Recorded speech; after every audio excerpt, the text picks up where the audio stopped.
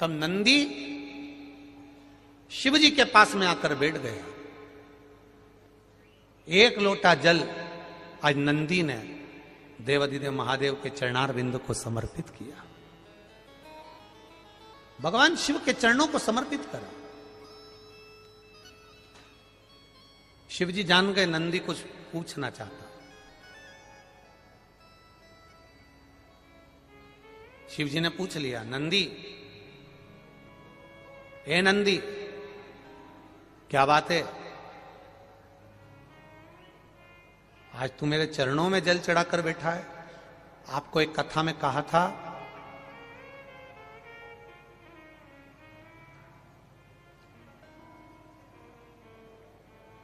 कभी ये शिवलिंग है, ये गोल जलाधारी है, ये सामने चरण है। करें दर्शन सबने। ये दो सामने जो चरण है, इसके बीच में सुख सुंदरी है। कभी कभी विशेष कोई अवसर आए, सोमवार की अष्टमी पड़ जाए या कोई विशेष प्रदोष का दिन पड़ जाए और आपको लग रहा हो कि मेरा महादेव को मैं जल चढ़ाते चढ़ाते इतना समय हो गया, मेरा महादेव नहीं सुन रहा, तब कभी कभी ऐसा मन में आए कि क्यों नहीं सुन रहा, तब लोटा भरकर जब जल लेकर जाओ, गणेश जी को चढ़ाया, अशोक सुंदरी को चढ़ाया, षडानंद कार्तिकेय को चढ़ाया, माँ जगत जननी जगदम्बा माँ पार्वती को चढ़ाया, वही जल ले जाकर बेलपत्री के वृक्ष पर चढ़ाया। शिव जी को अर्पण नहीं कर पाए। और सरल भाषा में समझ लो इसको, किसी किसी माता को आपने देखा होगा, किसी किसी व्यक्ति को आपने देखा होगा कि वो शिव मंदिर में जाता है, शिव जी को भले जल नहीं चढ़ाता है, पर शंकर भगवान के मंदिर में जाकर इतनी सफाई कर देता है, जहां शंकर भगवान का कहीं बेलपत्र वगैरह पड़ा हुआ है उसको उठाएगा, बीनेगा, फिर यहां से धोएगा, श्रृंगार करेगा, यहां से साफ करेगा, साफ करके जो पानी जा रहा है वहां साफ करेगा, साफ करके एकदम क्लीन करके फिर शंकर भगवान को पोंछ कर स्नान कराकर जल चढ़ाकर फिर उनका श्रृंगार करता रहता है। कभी कभी आपके साथ में भी ऐसा हुआ होगा, आपने भी करा होगा, ऐसा नहीं कि नहीं करा। कभी कभी सब दूर सफाई के बाद शिवलिंग की सफाई करना भूल गया या शंकर जी के शिवलिंग पर जल चढ़ाना भूल गया, जल चढ़ाकर आ गया। अब आ तो गया, पर चिंता देवाधिदेव महादेव को लग गई। मेरा था, भक्त था, उपास करता था, शिवरात्रि का व्रत करता था, पशुपति व्रत करता था, सोमवार सावन के करता था, 16 सोमवार करता था, पर आज इसको ना जाने क्या हो गया कि ये मेरे ऊपर जल ना चढ़ाकर सब दूर जल चढ़ाकर चले गया। देवाधिदेव माता पार्वती जी से कह देते हैं, सुन पार्वती, अगर कोई भूलवश भी मुझ पर जल चढ़ाना भूल जाए और तेरे हस्त कमल पर जल चढ़ा कर जाए, तो पार्वती जितना फल मैं प्रदान करूं उससे दुगना फल तुझे प्रदान करना है। यह शिव कह रहा है। और इसका प्रमाण कहां पर मिलता है?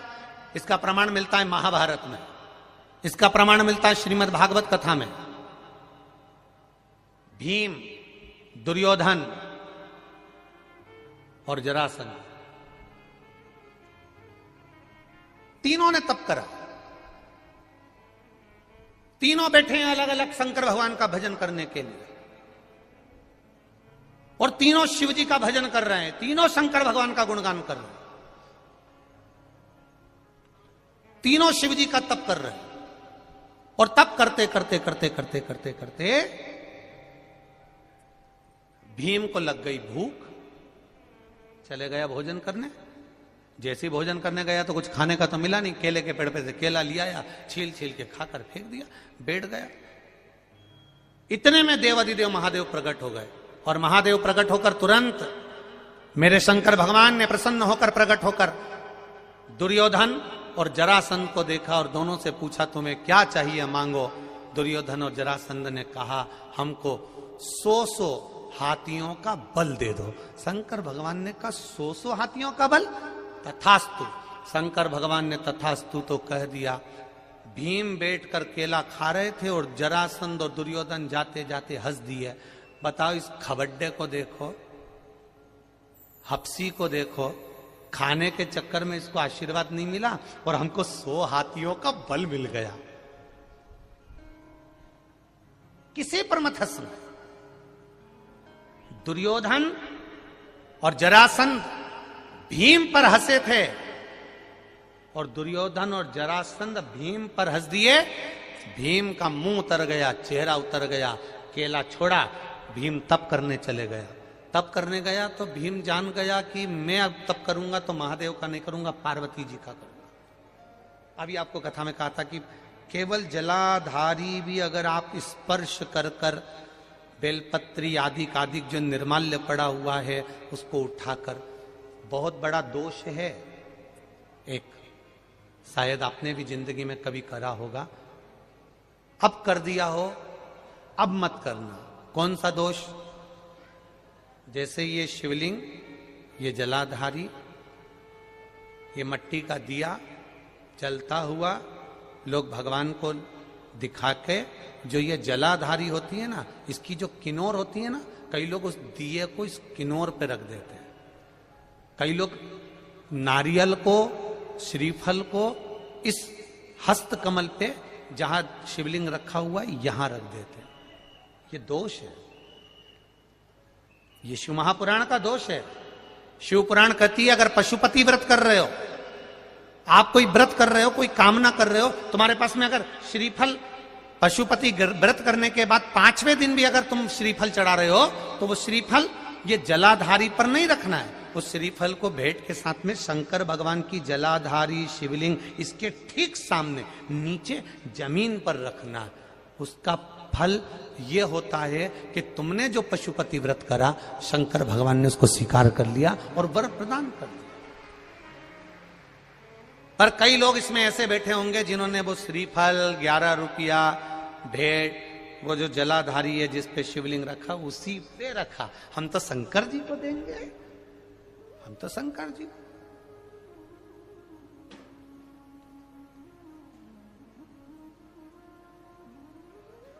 कई लोगों की आदत रहती है, नहीं मैं तो कथा आगे बैठ के ही सुनूंगी, चाहे कुछ भी हो जाए। अब वो भले झगड़े लड़े पर बैठना आगे।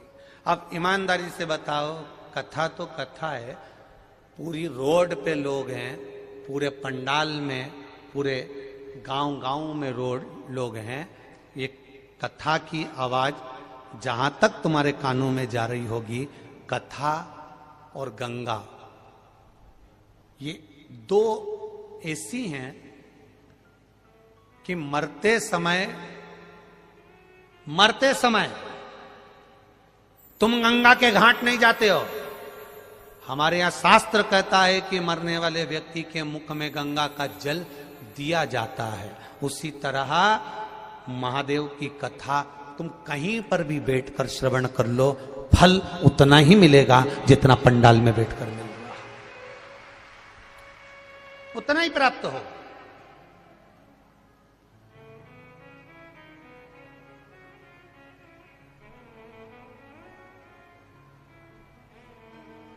फल उतना ही प्राप्त होगा जितना आप पंडाल में बैठ के श्रवण कर रहे हो, चाहे आस्था चैनल पर बैठकर कथा श्रवण कर रहे हो, चाहे फेसबुक यूट्यूब पर कथा श्रवण कर रहे हो, फल उतना ही प्राप्त होगा।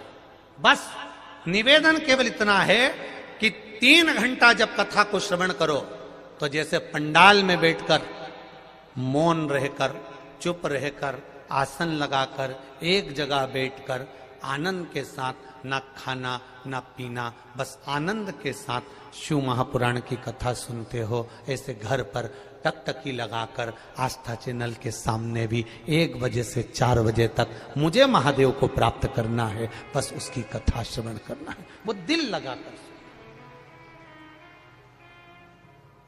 यदि दिल लगाकर कथा सुन ली तो ये निश्चित है कि वो फल देगी जरूर। खाली न जाता कोई से तुम्हारे। दीनानाथ तू चुप हो जा, आप बोलो जरा, आप बोलो। खाली।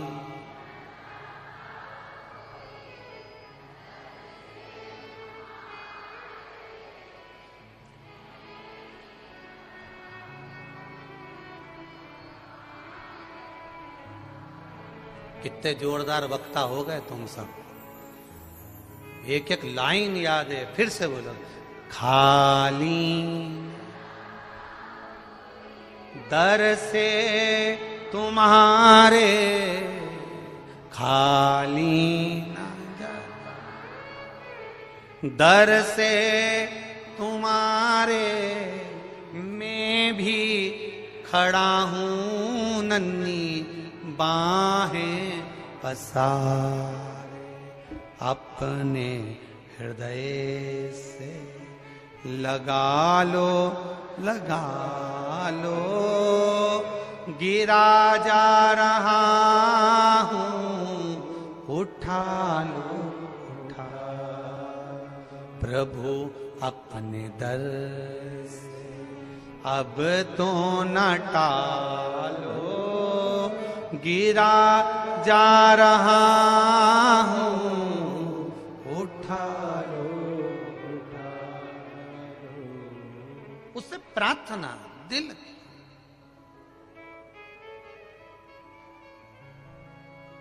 उससे प्रार्थना करें, और यही भाव व्यक्त होना चाहिए।